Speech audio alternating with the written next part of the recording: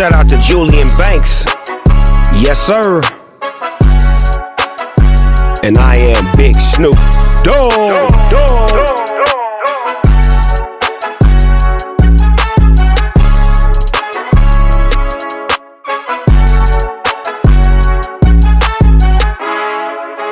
Our guest today, Grant Cardone, needs no introduction, but I'm going to give him one anyway. Grant Cardone, founder of Cardone Capital, built a $4 billion real estate empire, wrote the best-selling book, The 10X Rule, and turned himself into one of the most influential voices in business. Welcome to the show. Back for part two. Julie, thank you so much, man. Just a couple of corrections. One, it's $5 billion. Okay, It's changed the last time. Yeah. I don't want you to take $1 billion from me. I expect the government to do that, not my friends. So it's hard enough to achieve anything in America. Yeah, I mean, it's not impossible, but it is very difficult. So I hate somebody taking 20% of it away from me. Jeez, my gosh. Okay. It's changed since the last time you came on. All right. So I think a good place to start the conversation is that with the tariff situation. So the Trump, it's great. Yeah, current events, Trump administration's approach to trade has really progressed quickly. Some say it's chaotic or deliberate. What do you think Trump's trying to accomplish with these tariffs? Is this kind of like this orchestrated rebalance? Look, in anything, if you're trying to move a business or a country, in this case, and I'm not pretending or suggesting that I have the answers to this, but I have been watching for a number of years as I've lived in America and experienced it, starting with nothing and trying to figure out the hacks in life. If you have leverage in a negotiations and you don't use it, you actually don't have leverage, which is a shame. It's worse to not have leverage than it is to have it and not use it. And so if you're actually trying to improve a condition, you have to go to the other party and say, hey, look, the deal doesn't work anymore. The deal's old. The tariffs concepts have been around and gotten worse over the last 50 or 60 years. We used to not have them. I mean, we used to not have to pay to export items. And then, there's a lot of confusion about it. Like the Americans think that because you're being told by the mainstream media that a tariff is a tax on you. It's actually not a tax on you. But even if you wanted to pretend it was a tax on you, it's a tax on the wholesale, if it's a tax at all, which it's not. So let's say there's a $10 wholesale product out of China. Let's say it's a Nike tennis shoe. Those shoes are made for $10. By the time they get here, they're $120. Okay, where's the money made? The money is not made by the wholesaler in China that puts them on a ship. The tariff would happen there, by the way, at $10, not at $100. Mm-hmm. So basically, you're going from a base cost of $10 to $12. $12 gets charged to the middleman. He marks him up to $100. I mean, the distribution chain could eat the $250 and the American consumer would never feel a penny. Mm-hmm. So it's, that $250, that $2, that's why Kevin O'Leary says it could be a 400% tariff, which would take $10 to, what is that, $40. And you could still have room for the guy to eat it at distribution, pass it on to America, and they'd still make $60.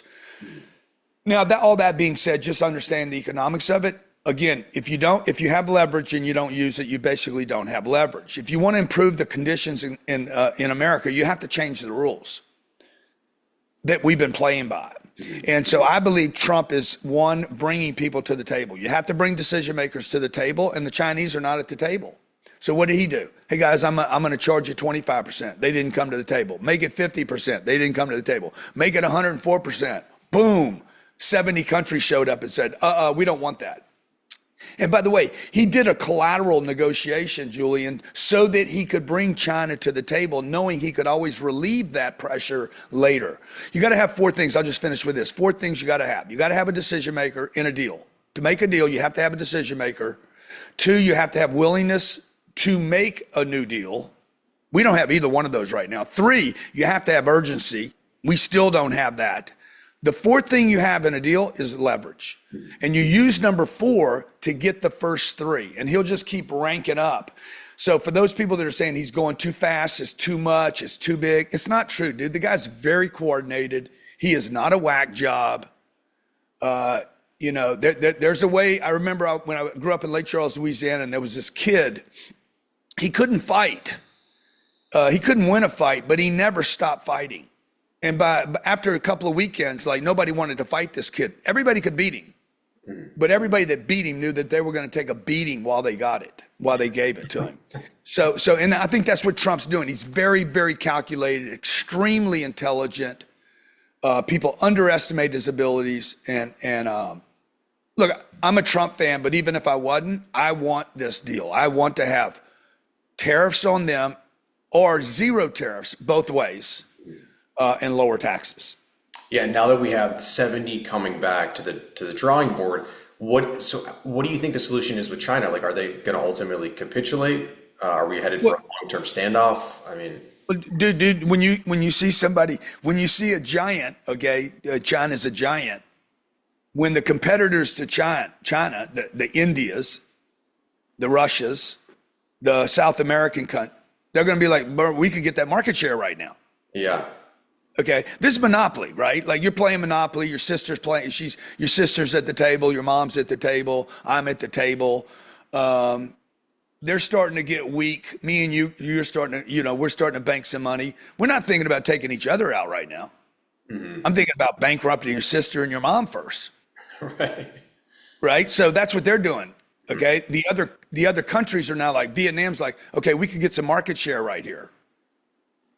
So unfortunately for Americans, a lot of us just don't understand the power of negotiations. This is a $500 or $600 trillion, opportunity. And Trump is a great negotiator. Like, yeah, he's the art of the deal. I mean, yeah. Yeah. And this isn't a new thing for him. He's been talking about tariffs for 35 years. Yeah. That's the one thing with Trump. It's like everything has been consistent throughout. Do you think part of the problem is that the fact that we let China into the WTO? I mean, we almost enabled the global arbitrage, which gutted the middle class. It weakened our production base. So you would play it almost exactly the same way Trump is doing it to negotiate these trade deals with the locals? Yeah, I would. I love what's going on right now. If the Federal Reserve is a problem, we could get rid of the Federal Reserve. They've been redistributing money to poorer countries under the premise that we're going to save these other countries. They're not. They're bankrupting the wealthy countries in order to have one currency, basically one economic power on planet Earth. Mm-hmm. So this has been going on for years, dude. Like, yeah. Nobody ever pays us back, ever. Yeah. We forgive debts. We've been forgiving trillions of dollars of debt for years. We give it to them, then we forgive it. We're bankrupting America in order to take care of other people. Between when the money goes from us to the other people, the little guy that needs help, money is ripped off, stolen in the middle. We never get paid back. We just get more encumbered with more debt. When people buy our debt, and Trump could be doing this, by the way. I think China is our number one creditor. Yeah. Trump could be negotiating to say, hey, look, I'll do the no tariffs, forgive all our debt. Yeah. No, boom, just erase it. Yeah. It's all made up anyway. It's all made up. All this stuff is made up. Yeah, I mean, I think it's like, I'm just always wondering, why did this start in the beginning? It was because we were so wealthy and successful. We had this largesse where we were just kind of benevolent almost for 25 years, allowing all of this to happen. Yeah, maybe these agreements come out of wars. Yeah, sure. Maybe it comes out of, some manufacturer here in America says, we could go over there, dude. We can buy people for freaking 10 cents over there. Yeah. Why don't we set up a manufacturer over there? And it worked for the first many years. Mm. It got Nike or Apple or whoever the company was at that time. Hey, we can manufacture over there. We'll have bigger profits over here. The company made more money. The investors made money. But the next thing you look up 30 or 40 years later, you're like, wait, we don't have any manufacturing, which means we don't have any jobs. All we can do is buy stuff. We can't sell stuff over there. we're completely dependent. Our automobiles are coming from there. All the parts are coming from there. Furniture. We don't build one stick of furniture in America today. Our pharmaceuticals all come from there. We don't produce steel and iron anymore. So if you want to fabricate and build houses, you want to build 3 or 4 or 5 million houses, or you want to build ships in this country. We need ships, right? We're dependent on other people. Yes. Yeah. And the cover came off during COVID when we couldn't get automobiles because all our chips are made overseas.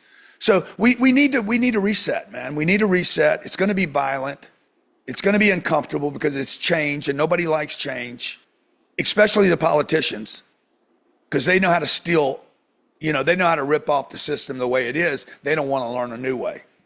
Yeah, I think the last question on this is, I think Chamath said that, kind of exactly what you said, was that there's going to be two main superpowers, the US and China for the next 100 years.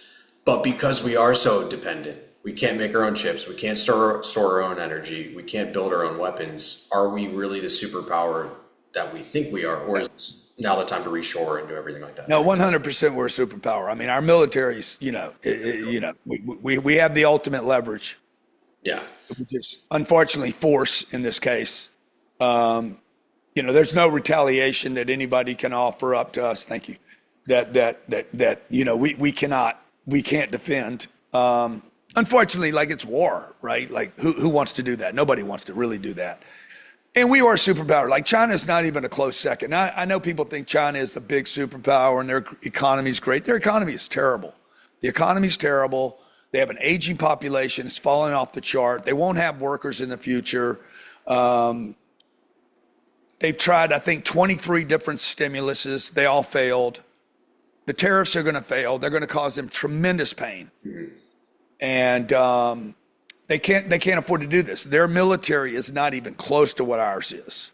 So I think their Navy can't reach beyond, it can't make it into any of the 7 seas. Mm-hmm. So we're a 7 sea blue water Navy. We can reach every, ocean on planet Earth. Dude, we're something that nobody talks about much, but we're a consumer nation. You cannot recreate a consumer nation easily. You could create a manufacturing nation, but it is very hard to get 350 million people to be consumers on a daily basis like we have in America and basically consume the goods and services of the rest of the planet. Like I think I saw a stat that said we use more prescription drugs. This isn't bragging, but this is a terrible stat. But America uses more prescription medication than every other country combined. That's ridiculous. That's crazy, man. Yeah. I don't know how many cars we own per person, but I would expect it's the highest. Probably tennis shoes and clothes, all these unnecessary purchases that we make. Mm. We're the largest. The other thing on the tariff thing that everybody's really worried about, the consumer's worried about, is is it going to increase the cost of my goods and services? Temporarily, it probably will. If you're a builder, the thing I worry about most, right, is building is going to be stopped because our projects are already being canceled right now because if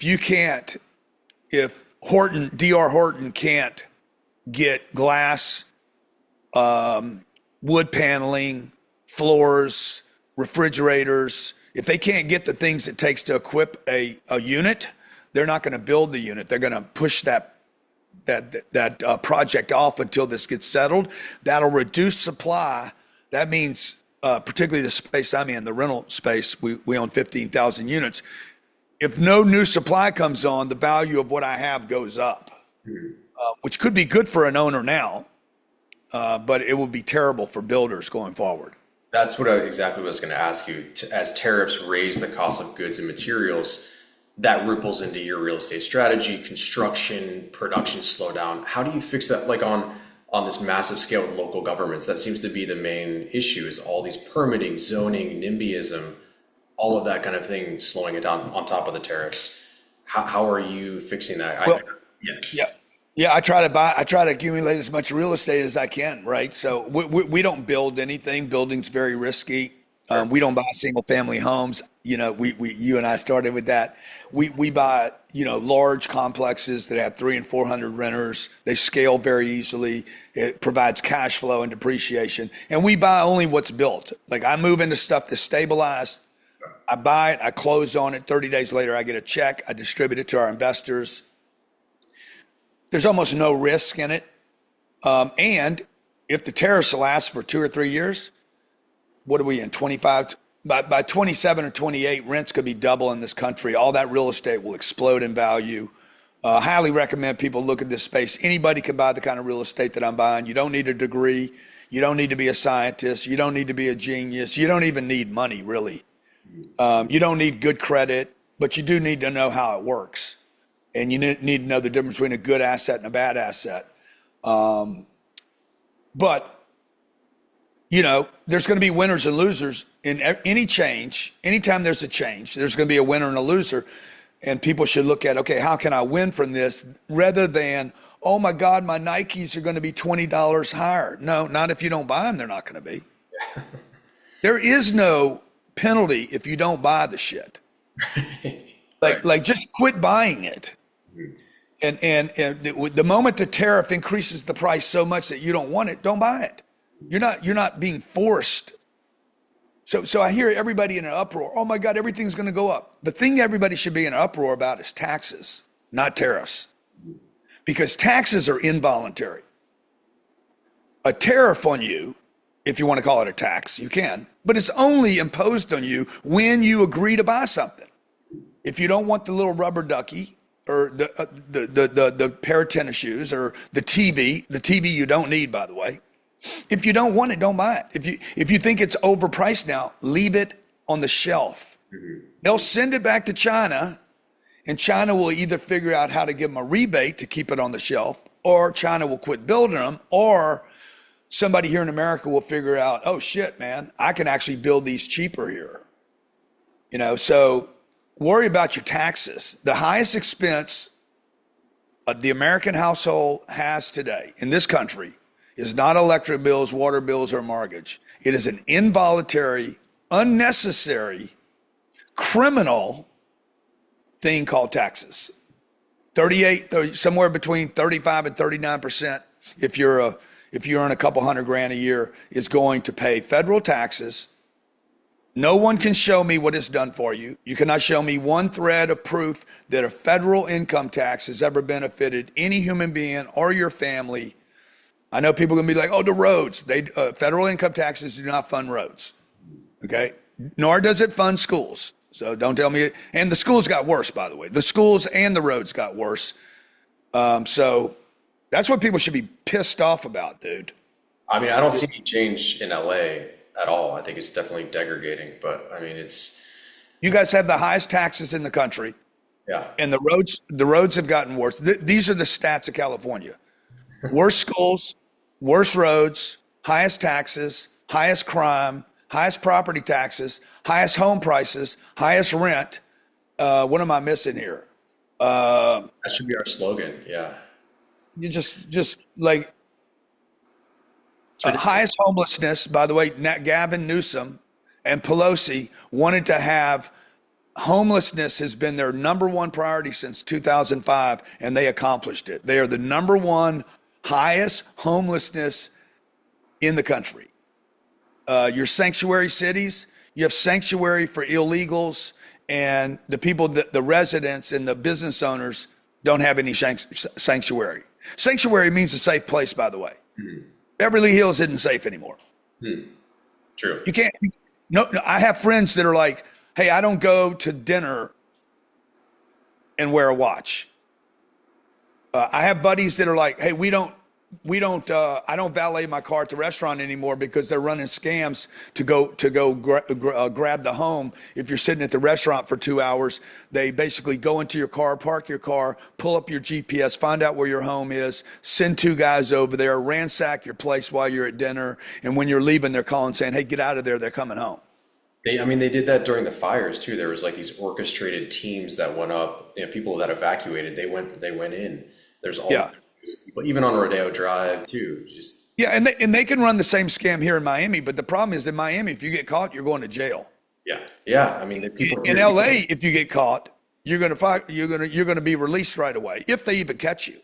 yeah. I mean, my car was broken into, and I think they gave him a ticket, so Yeah. there was no jail time for him at all. But Dude, I had a car stolen in Miami, and the police here. I called up the police and said, "Bro, somebody ripped my card off. I left my keys in the car. I was outside this very prominent guy's house for a political meeting, and they drove by, saw the mirrors still open, boom, picked the car up. I made it too easy for them, right? Dude, they had these guys. They caught these guys within like 3 hours, and had my car returned.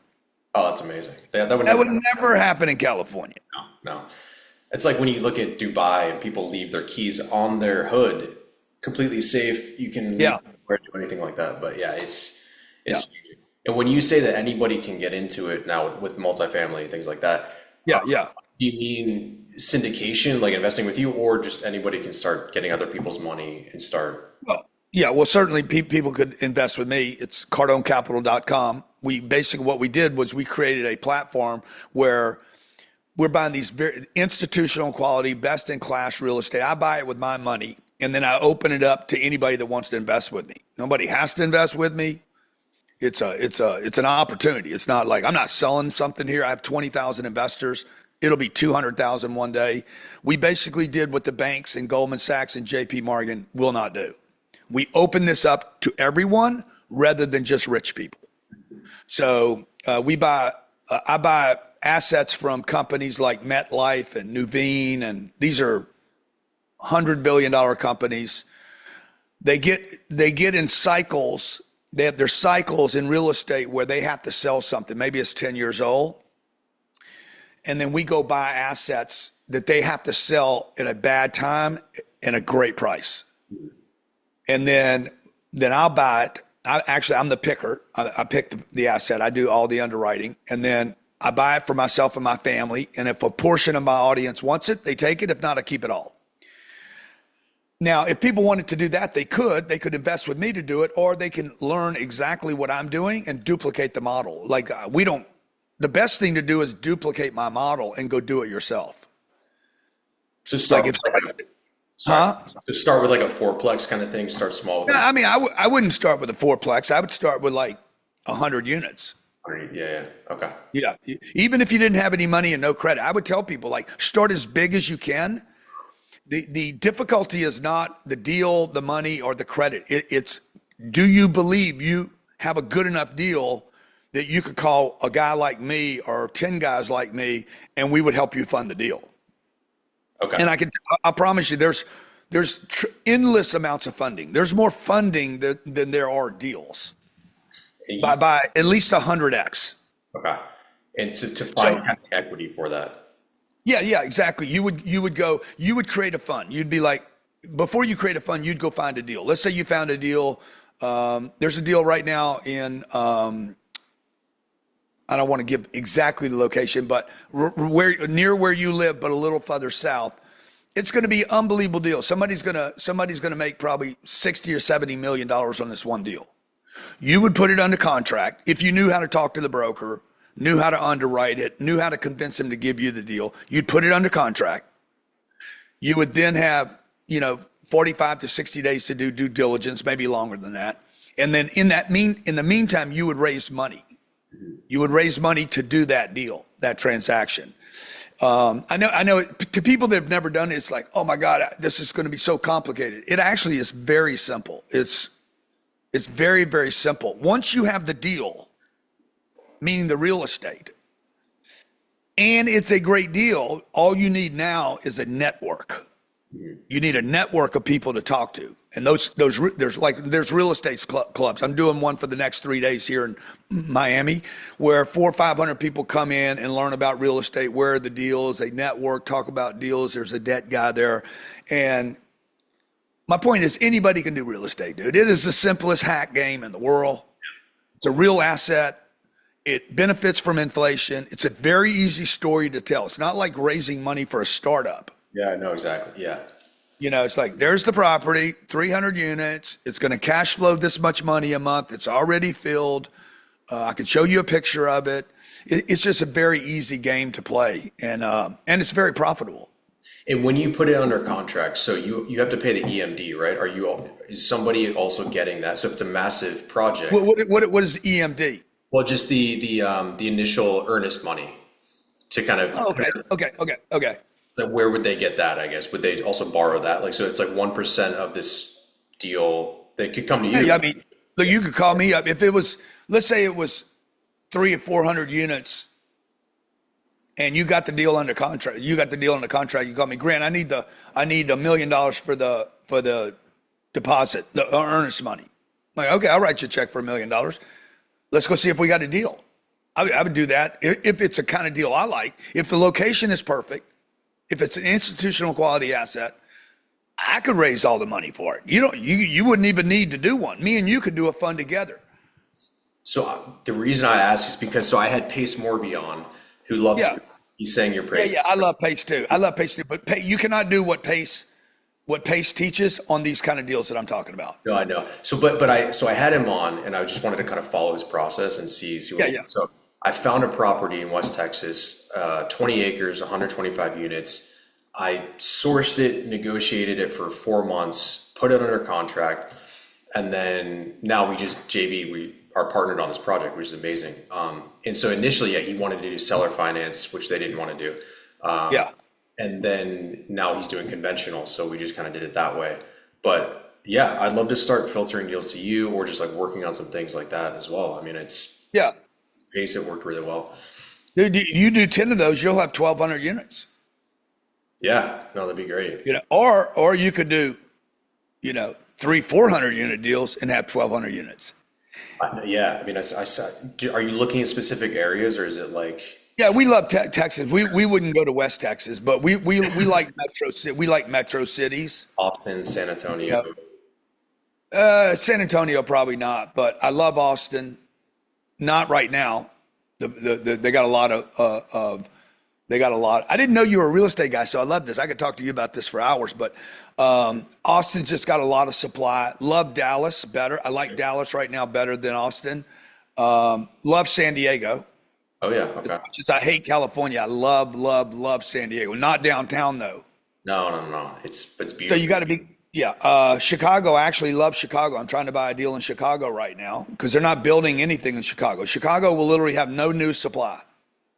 Oh wow. And in the next 2 or 3 years, rents will just ratchet up there like insanely. I like New York City.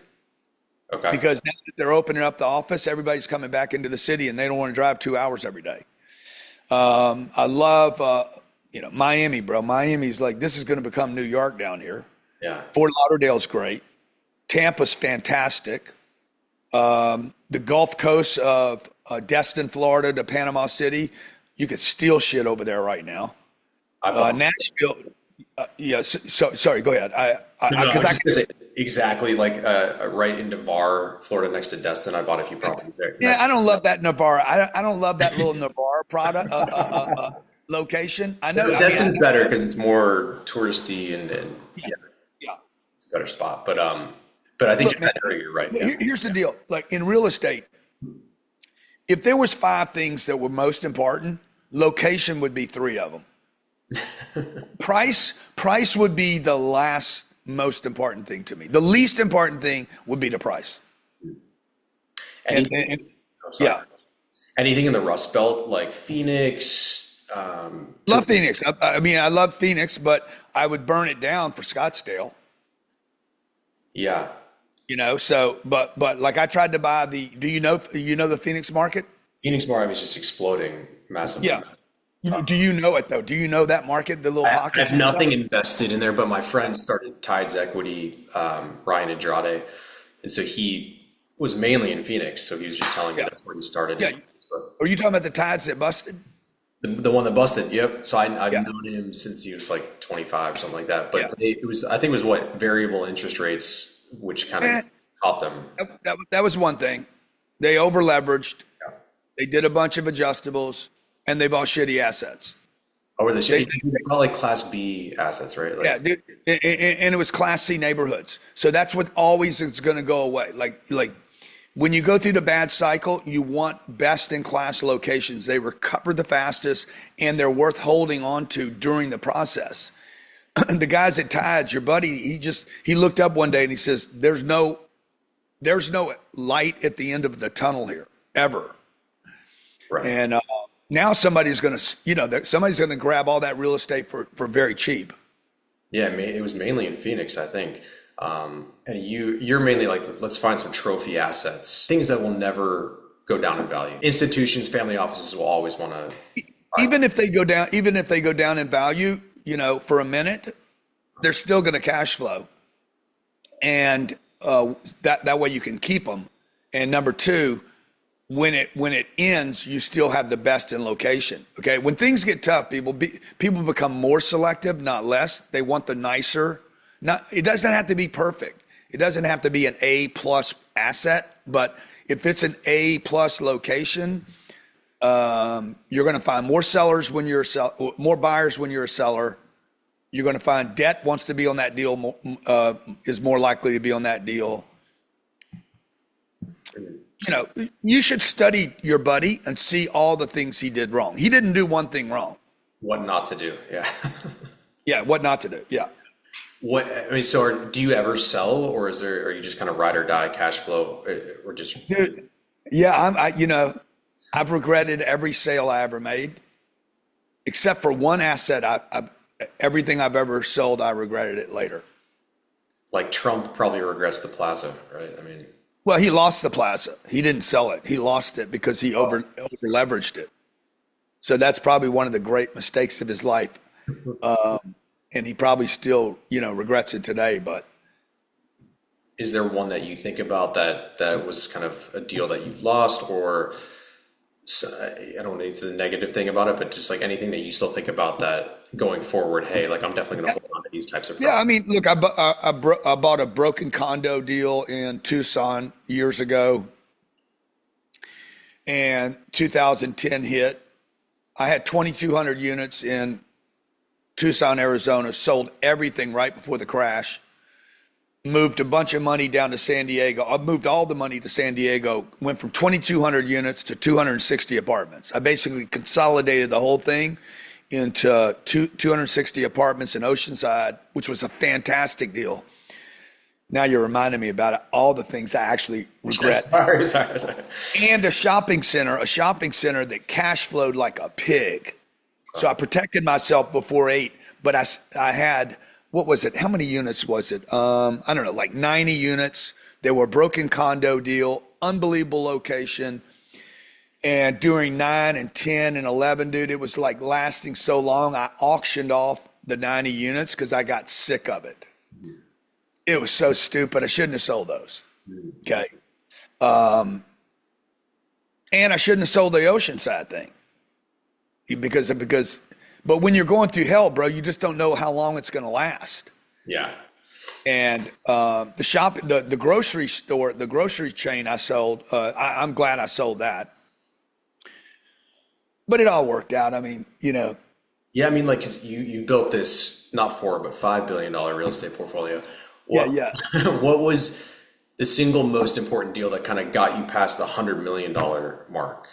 Well, in 2012, I had the 260 units and the grocery center and a house, and I had a bunch of equity in my house. I'd bought a home up in the Hollywood Hills. It was 12 million when I bought it. No, let me see what I paid for that house. No, it was 8.9 million when I bought it. I put $4.9 million down from the sale of another house. These were all LLCs that I was kind of moving into 1031s.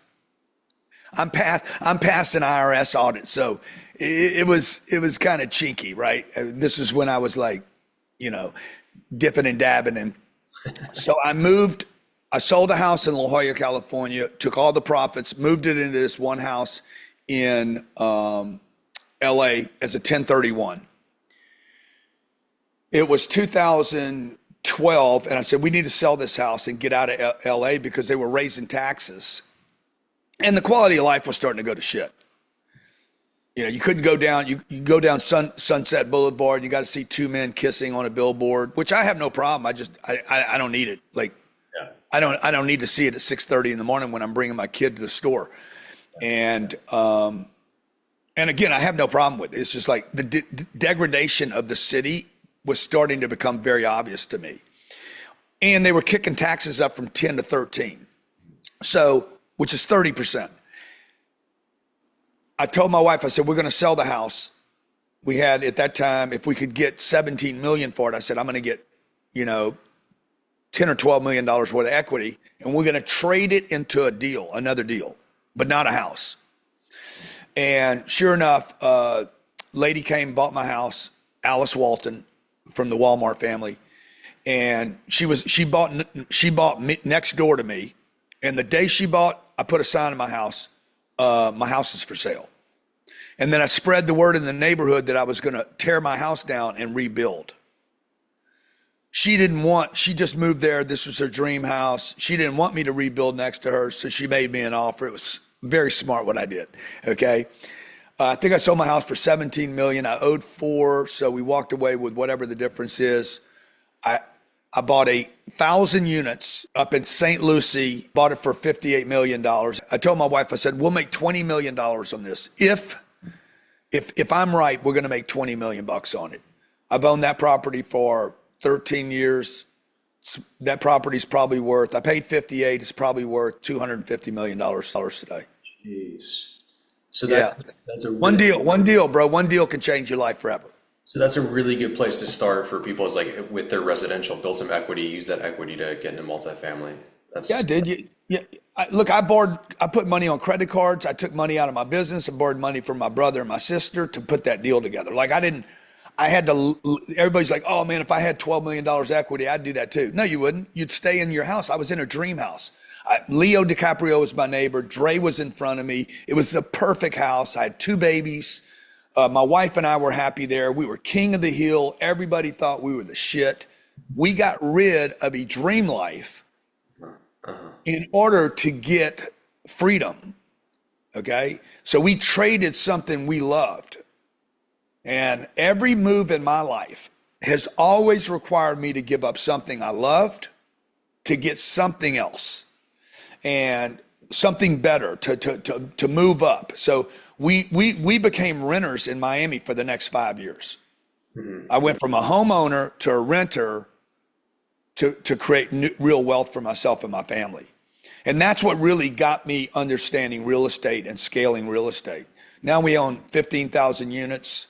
I mean, this was a game changer for me, man. Yeah. What does the sacrifice look like now to get to that next level for you? Well, I own 100% of that real estate. Yeah. So now, typically, my next move is to own a tiny bit of the real estate and scale it. Okay. So I'll own 1 or 2% of tens of billions of dollars of real estate rather than owning 100%. So now I got to deal with investors. I got to deal with calls. I got to, hey guys, this property's not doing well. This one's doing great. Like, I got to trade that off, right? I got to trade off. I answer to no one to, I have 20,000 investors, and I got to take a lot of shit online. Well, that's what I mean, like that's part of your success though too, is like building the brand. So was that ever intentional from day one, or that really just kind of evolved? Well, it wasn't really. I was never thinking about, like having 20 million people follow me online. I never thought about it. I was at a UFC fight the other night. Oh, Dana, huh? With Diego Lopez, was that? Yeah.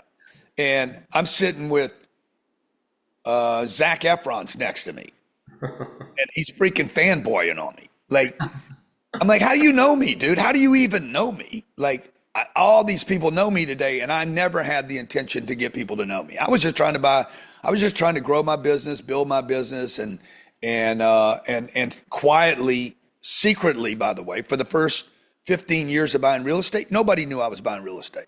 Mm-hmm. I would get money from my consulting business. I'd grab the money, boom, bury it in a real estate deal. I was broke all the time. I'd get consulting gig for 50 grand or whatever. I'd go sell my time. They'd give me 50 grand. I'd put 15,000 away for taxes. Boom, I'd drop 35 grand into a deal. And I would just store the money up over here so I could put it in real estate because I knew I couldn't keep doing this consulting gig forever because I was traveling all the time. And then in 2012, when the economy crashed, 2008 to 12, Facebook and YouTube came around. And I was basically consulting one industry, the automotive industry. They got cracked, literally in half. 50% of their dealers went out of business. It crushed my business. Thank God I had real estate because it was cash flowing. And when I saw Facebook and YouTube, I'm like, oh, wow, I could build an audience so that maybe one day a plumber will do business with me or a furniture company or somebody other than car dealers. And now, we do business. Less than 1% of our business comes from car dealers. And I've done business with, a lot of people. Today we have 250,000 customers a year pay us something. And about 160 million people see my content every year. That's wild. So I was never thinking about, I'm going to build a brand. Nobody even knew that. Bro, people didn't even talk about that shit. The only people that had brands was Coca-Cola, Ford Motor Company. We didn't have iPhones. There was no way to get people to, you couldn't do this, what we're doing right now. So I do remember my wife coming back. She was an actress before she gave that up. And she came back from an audition one day. She's like, it's terrible. All the auditions, it was terrible. I'm like, you know what, baby? I'm going to make you famous. Fuck Hollywood. Yeah. Fuck them, okay? You're waiting for them to call you. And about the same time, I was trying to get on TV to get my name known. So every once in a while, CNN would call me, and they would use me. They'd give me 2 minutes. I'd have to drive 45 minutes to get there. 45 minutes home for them to give me 1 minute of airtime. And I hated that. I felt like I was selling out to them. And so I said, I'm going to make us famous. And then Facebook and YouTube came around and then I started dropping content on there, just giving people content. And then I built an audience. And with the audience, like you said, you get the haters and the criticizers and I deserve some of it, by the way. It's not like I don't deserve some of it because I say a lot of dumb shit. That probably helps too, just getting more views and getting more attention, and then people discover your platform, and it's kind of cyclical. But sometimes I just say dumb shit. Let's admit it. Hey, that works too. But yeah, you've also said attention is the new currency, I think. Yeah. So how are you getting attention now? Because you do TikToks, you do podcasts, you're doing all the events in Miami. Where do you see the focus, or is it just kind of all across the board? Just keep running the same playbook, man. Shit, it works. Yep. And also be seen in places. You got to, you guys that are doing. I'm just talking to your audience that's doing a lot of this stuff. You still need to go out and be seen. Mm-hmm. That when you add the online piece to, I was at a political event Thursday for Attorney General for Florida. I walked in, all these people, who's going to that? Kids aren't going to that, okay? These are all people my age. It was $15,000 a person. I go in, I meet I've seen all these people. I don't know any of these people. Most of the time, I don't know anybody. Like I didn't know who Zach was the guy next to me had to tell me that's Zac Efron. I'm like, oh yeah, okay. So kids probably know. Yeah, exactly. So this man comes up to me and his wife and says, Grant Cardone, my kids love you. So, had I not gone to that event, I wouldn't have met the parents because I'm not going to meet them on YouTube. Yeah. So the power of these online mechanisms and then mixing that with being seen in the right places with the right people, with quality people, the two combined, doing some big things, like big projects. When you can announce, I'm gonna tell you something nobody knows about. But we put an offer in for 23andMe. Wow. Okay, so that's a $6 billion company. They're in bankruptcy now. Combine that with what's been going on with 10X Health System. Yeah. A little noise, a little da-da. That gets handled. Boom, I make an offer for this company. When you start combining these things, these are very calculated plays to build a brand, to add wood to the fire. I wrote about this, and if you're not first, you're last. Start a fire, you add wood, you keep adding wood. You build a fire so big that people want to come out of their homes or out of the village, and they want to get around the fire and watch it. It's a controlled fire. And when you're doing marketing and branding and advertising in the right way, you build a fire so hot and so big that they're like, dude, who would build this fire and maintain this fire? And then they want to come sit around, even your haters and the pessimists and the non-believers, they actually even want to sit around the fire and talk shit about you.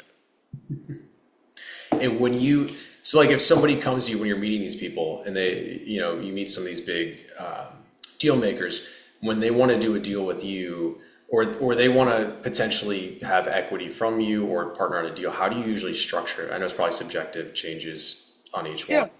It depends on what they're bringing to the table, right? So I had a guy come to me. We did an event in Miami. It was 34,000 people. We didn't do the event because 34,000 people makes more money. We did the event so that I could attract people that would look around the room and say, and my guys will get you the B-roll on this.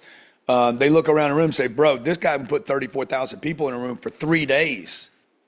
Who is he? Because they're not going to know me yet, right? 34,000 people don't come into a room and know me. And to me, this was a brilliant and smart thing to do. You don't want to try to duplicate it. It's very expensive and it's most likely going to be a failure, because if you book a room for 34,000 people and only 2,000 show up, you're going to be embarrassed. Okay, everybody's going to talk about the failure. So this guy and his wife walk in. They bought VIP seats. They were very expensive, $25,000 seats. So then you got to sell a very expensive seat. But they sat down and they are basically immediately self-identifying as, I am successful, I am serious, and I'm willing to risk 50 grand to be in this environment. Okay, so they stand out for me looking at an audience of 34,000 people. I'm like, there's two. They're real. Well, this cat, true story, my COO said, what do you want to accomplish? I said, I want one person to walk in here, look around, say, God damn, this dude, if he fills this place up, I got to do something with him. That's exactly what happened with Brandon Dawson. We started, 5 years ago? 6 years ago, probably this month. We started a business. It was a 50-50. He said, I'll give you 50% of the company. We're going to call it Cardone Ventures, not Dawson Ventures. I'm going to consult clients coming out of your ecosystem and provide them with consulting in their company, in their operations, their finances, their scaling, something we weren't doing. He added value and complemented a delivery to an audience that I wasn't talking to. I was talking to them, but I couldn't deliver to them. So he picked this audience up and make them and give them another extended product. Grant, I'm going to run the company. I'll handle all the bullshit, which is not quite true, but I just had to handle some bullshit for him. And make sure we get that clip out of there, Johnny. I had to handle, no, I want to clip it so Brandon sees it. I had to clean up after Brandon. But look, we've been great partners. We became great friends. We've made a lot of money together, but most importantly, we've helped probably 2,000 small business owners scale their companies. Wow, okay. Yeah, and that's how we cut the deal. Now, most of the deals that I do don't work out. The guy comes in, hey, Grant, can you fund my business and I'll give you 10%? I'm like, no, bro, I ain't funding your business to get 10% or even 20%. Okay, like the hard part of a business is not building the business, it's marketing the business. So a lot of people come in here, as you can expect, and they think we're going to call it Cardone or me and you're going to do a podcast and my business is going to blow up. That's not going to happen either. So I don't know, bro. I've tried probably 10 partnerships. Only one or two of them work. Okay. I mean, in terms But when of, they work good. I guess in terms of like a multifamily deal, if somebody, Oh, what would oh. that look? No, I definitely meant that too. And just like, what would that look like if somebody brings you, I mean, because you can probably already source these deals, but if Yeah. somebody finds a great property, brings it to you, might need some equity, how do you split that up? Is it like a, Well, typically that comes out of our real estate club. So I do a real estate club on Wednesdays. 52 weeks of the year we meet and people bring deals. We source deals there. Now, when you bring me a deal in West Texas, 120 units, and it's going to be, $24 million and you need $8 million down, I'm like, okay, but I can't add that to my portfolio. So I'm not going to be interested. But 300 unit, 400 unit, something like that? let's say it was 1,000 units and it's in Houston in River Oaks near the Ivy, and you source the deal. It's your brother-in-law that's got the listing. You got the inside, and it's not one deal, it's 3 deals. And it's going to be $400 million. And it would look good on my portfolio. I'm like, let's roll, bro. So what I'll do is I'll raise the money, or we can raise it together. And whatever percentage you raise, you get paid on. Whatever percentage I get raised, I get paid on. Or we just work a deal out, dude. We work a deal out. I get 20% of the promote of the deal, the upside of the deal. And I'll give you a piece of the promote. Again, I want to own 1% of tens of billions of dollars. I don't want to own 100% of 10 million. Okay, that's all I'm going to do for the next 3 months is find these properties for you. This is what I did with Pace Morby. It worked out. Like, I know I can do this. Getting my at Brown right now. I know. I mean, How big's your audience? we got 1 million subscribers and 2.5 billion views. So 2.5 billion views is double what Impulsive and Nelk does together. So we mainly did that on like short form content.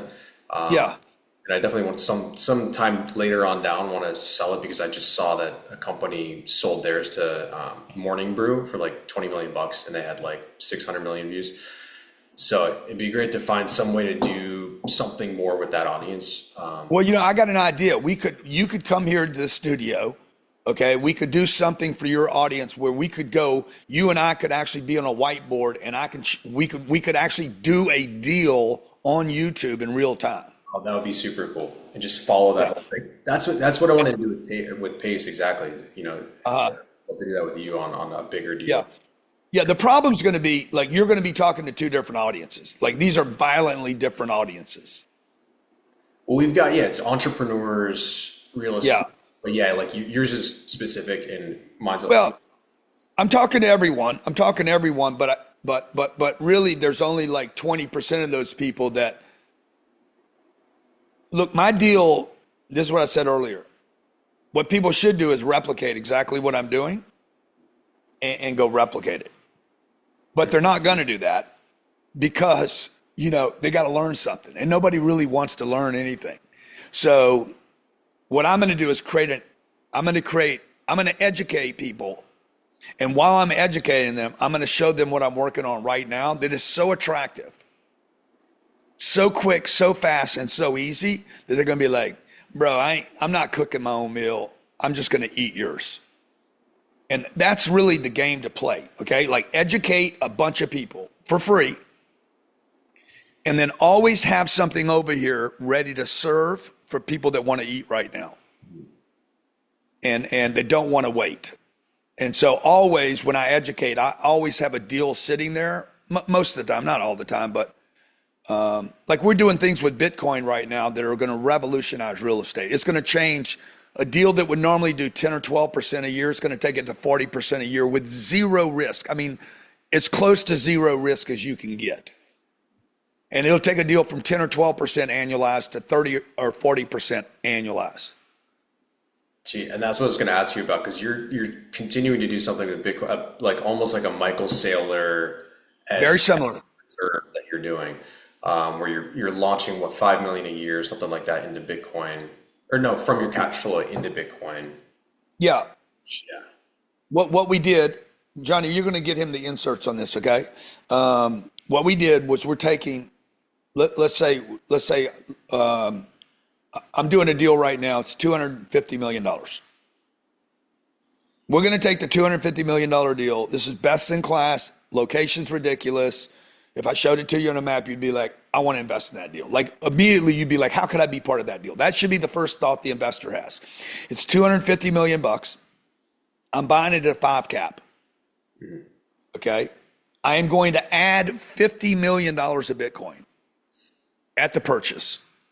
So I'm going to take the coffee cup as the building and the ashtray or whatever this is, this little bowl is, that's the Bitcoin. I'm going to pay cash for this, and then I'm going to pay cash for the Bitcoin. Now it's 300 million, not 250. I'm going to raise the entire $300 million. I'm going to pay for it, and then I'm going to raise it for my audience. This product now still cash flows, the two together cash flow at about 4 to 4 and 4.3% a year. So I basically have Bitcoin and a building. I have something very volatile and something extremely stable, something that's digital, something that's real, something that cash flows, something that doesn't, something that appreciates and appreciates. This one appreciates like this. This one goes vertical. And by the way, we got the Bitcoin for free. And the reason I got the Bitcoin for free is because I know when my NOI hits, goes from 12.5, which it is right now, to 15 million, which it will get there. I just need the rents to go up. Maybe it takes 4 or 5 years. I can sell the real estate for 300 million. We made 50 million on the real estate, and I own all the Bitcoin for free. Nobody's really doing anything like that right now. Nobody's done this. This is my 4th fund. Nobody's done this, and nobody's going to do this very quickly. None of the institutions that I compete with will do this. The Starwoods and the Navines, the MetLifes, these guys cannot do this. Okay, it's not even in their operating agreement to do it. So I literally have, like, we're going to do 14 of these funds, put them all together as separate funds, then I'm going to wrap them up and bring them public at the end of the year. It's going to be enormous, bro. This is going to be the thing that makes me is going to be what I'm working on right now. It's almost so like if the Bitcoin, if I buy 50 million of Bitcoin today, I'll end up with 700 pieces, 650 pieces. But the property cash flow is 12 million a year. Okay? And I'm paying cash for the real estate. So I have 12 million for 4 years, another 50 million in Bitcoin. So at the end of 4 years, we sell the real estate for 300 million. We think it gets there where I get that price. We own $100 million of Bitcoin at today's prices 4 years from now. So that Bitcoin, let's say that Bitcoin, that would now be, what is that? Let me see. 1,200 pieces. I own 1,200 pieces, somewhere between 11 and 1,200 pieces of Bitcoin. So just pick a number. What's it worth 4 years from now? What do you think it's worth in 4 years? I think it's going to be worth $500,000 in 4 years. I mean, I literally watch Michael Saylor religiously, and just everything he says makes so much sense about it, how it's, it's scarce.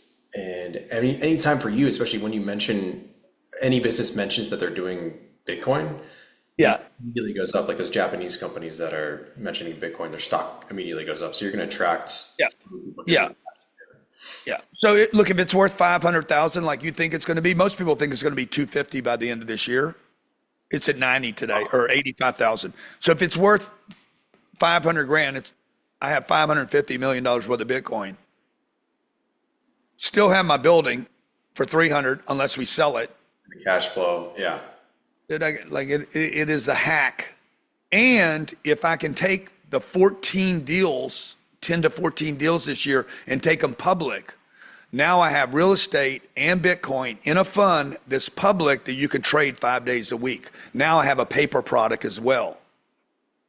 I will invest in that 100%. See? Yeah, the young generation loves it. Yeah. So look, if you want to do it, CardoneCapital.com. It's sitting there right now. We have a deal at 104 million. It's our 4th deal.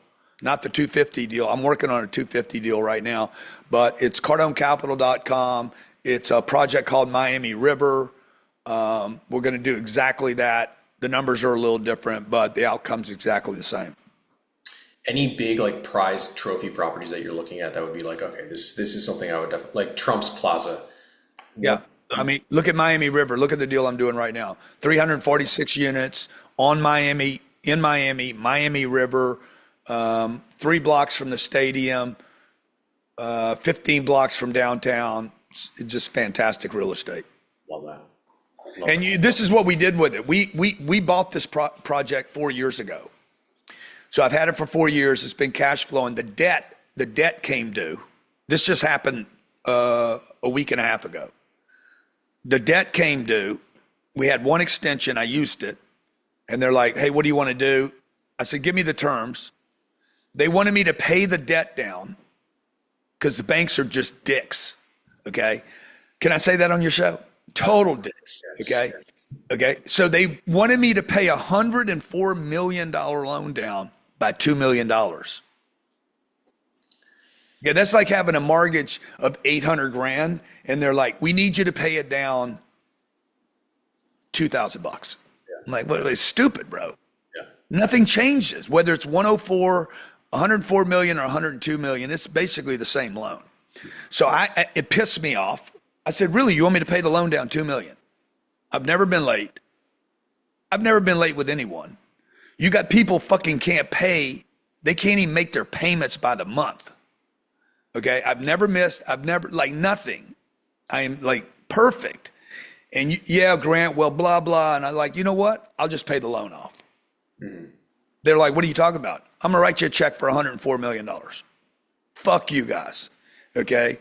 And no, we can work something out. So fuck you guys. I don't need you. I'm done with this bullshit. So what I'm going to do is I'm going to take that asset I already own. I'm going to bring it to my audience and say, guys, it'll pay 4% a year with the Bitcoin. And we own a great asset. And I'm going to give it to you at 4 years ago prices. So when you build an audience, man, you build an audience and you never violate that audience and you trust them, you can start replacing banks. And with this Bitcoin hybrid that I'm doing, I'm literally going to crack the big banking institutions and big mega institutions that own and control most of the real estate and possibly change the game for how regular people invest in real estate and protect themselves and their families. That's amazing. What was the impetus for this? Did you just conceive of this a few years ago? Or? Yeah, 13 years ago, somebody gave me Bitcoin. Okay. They gave me 100 pieces. It was a nice little gift to go speak at their event for an hour. Right. And at that time, Bitcoin was worth $400 or $500. They didn't have any money. The company didn't have cash. They said, we can give you Bitcoin. I'm like, I don't know what a Bitcoin is. Like, what is Bitcoin, right? I had no clue. I said, but look, I'm in town anyway. Put a sheet together. Tell me you're going to give me 100 of these things, whatever they are. I literally didn't know what it was. I didn't know if it was a donkey or a yo-yo or whatever, right? I said, but I'll take it. I would have done it for nothing. And that Bitcoin, I kept it. Today it's worth, what's $9 million. Jeez. Oh, you kept it. You didn't buy a pizza. Okay. I kept it all. And then I started studying it. And I started saying, hey, what's the deal with the Bitcoin? Read the Bitcoin Standard a couple of times, met with Mike Saylor twice. Started converting my cash flow for my real estate, which is substantial on 15,000 units. 6,000 of those are mine. So they pay me cash flow every month. And my twin brother showed me, he's like, Grant, if you converted your cash flow for the last 4 years to Bitcoin, see, look at what it would be worth today. I would have like $2 billion rather than, I've made a lot of money from my cash flow, but this would be, I probably had a couple $100 million distributed from the real estate. It would be worth 10 times that, 10x. And I think we're probably at the beginning of a new bull run, especially since Trump is just like, no regulation. Trump is investing in his own altcoins. He's starting a mining company with his son. I think it's going to be amazing the next few years, but I think it's going to be great. You're seeing the institutions are putting it on their balance sheets right now. They're putting funds together for it. A lot of people can't invest directly in it, but they could invest in my fund now. Yeah, so So Michael Saylor or you to, yeah. totally. There's going to be bonds around it in the future. There's going to be, if I create this, I believe that there'll be a mortgage product in the future, a long-term mortgage product against the property and the Bitcoin combined. I just got to, we're on our fourth deal, so we have a proof of concept. I've shown it to two New York firms, equity firms, and both of them have had, one of them's had 4 meetings with me and the other group's had 3 meetings with me. So this is a real deal. This is going to happen at some level. That's going to be part of your legacy. That's going to be the next iteration. Yeah, 100%. I mean, because yeah, you've because it takes, I'm sorry, but it takes a boring asset. It takes a stable asset that does this basically. The real estate only dips when there's a credit crisis. It never dips other than that. The only time it dips for 2,000 years, the value of it goes down when there's a credit bubble or a crisis or a problem. Otherwise, it just does this the whole time. And it's boring. Okay, it's just boring. But when you add the Bitcoin, dude, this thing could just like be violent. It could go wham. Now, the problem with Bitcoin is it's complicated to purchase, it's still complicated to hold, and it can do this too. It can go to the bottom of it can fall out. It didn't in this last cycle though. No, which is good to see. Especially the dollar went down, but Bitcoin didn't go down as much as we thought it was going to go down. I mean, it went down a little bit, but in the past, that thing has been 60 and 70% when we have these kind of markets. And it didn't do it this time. So that would suggest that a base is being put in. But even if, like I always go to worst case scenario, if my real estate's worth 104 million, it's going to be worth 104 million dollars 4 years from now. It's not going to, the bottom's not falling out. We've already been through a terrible cycle. We're in a massive correction right now. Like for what you want to do, Julian, you should get in it right now because the correction is in place right now. Even if the Bitcoin went to zero, which nobody thinks it will, I still own my real estate. Yeah, that's always going to be extrapolating out. That's always going to be increasing. My back door is I own some real estate. The cash flows. At some price, even when the Bitcoin falls to some number, some group's going to come in and buy it. Whether it's the U.S. government or the state of Texas or Venezuela is going to add or stack. Somebody's going to own it. Yeah, when Bitcoin goes parabolic, that will be massive for you. Yeah, my goal is to own 2,000 or 3,000 pieces of Bitcoin and watch it go to 13 million, and then I'm worth my investors will get a couple $2 billion, and I'll parcel off a little brick for myself.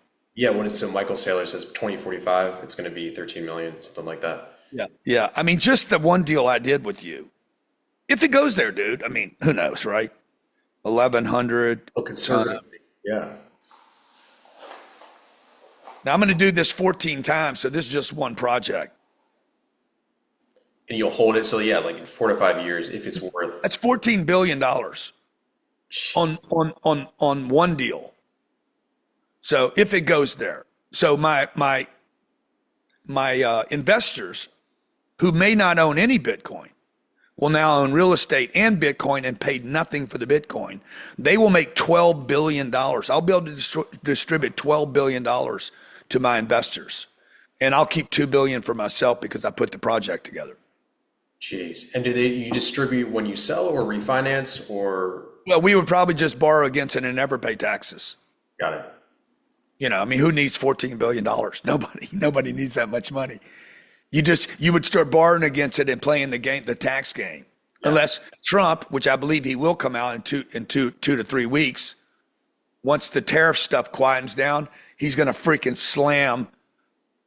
He's going to grab the narrative, the media narrative, by coming out with his tax reduction, which hopefully the perfect scenario would be like, we're getting rid of the IRS and we're going to go to 0% federal taxes.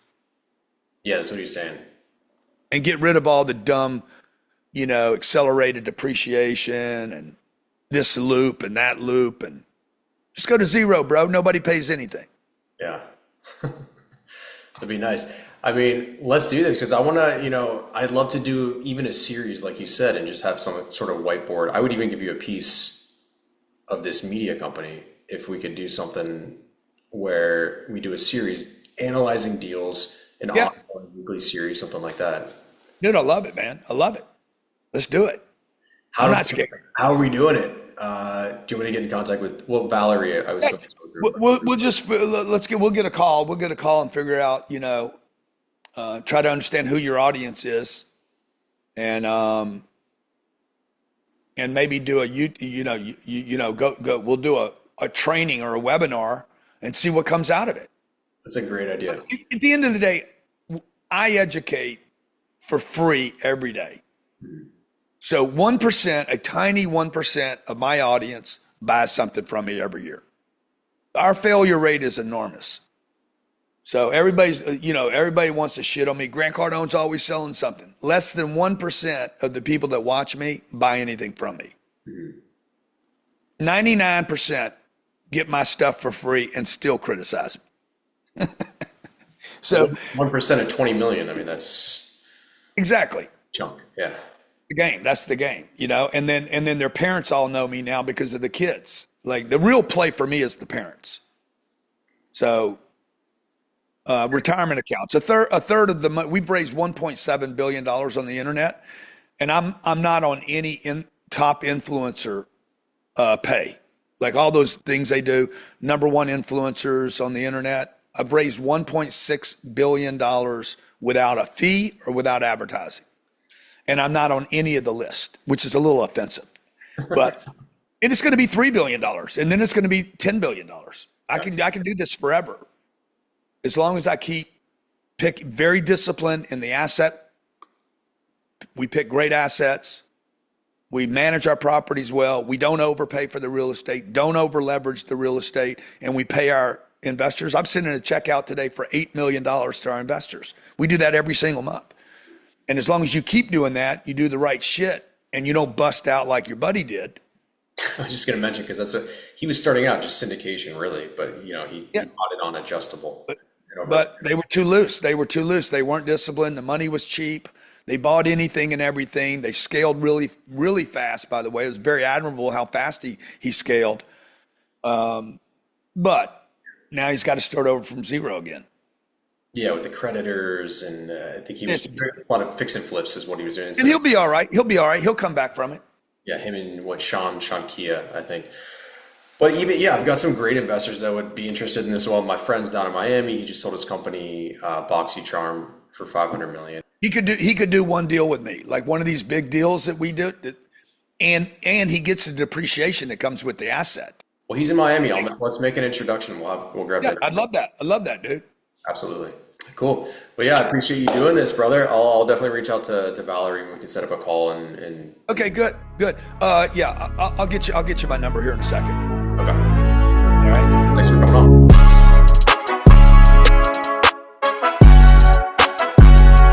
Shout out to Julian Banks. Yes, sir. And I am Big Snoop Dogg.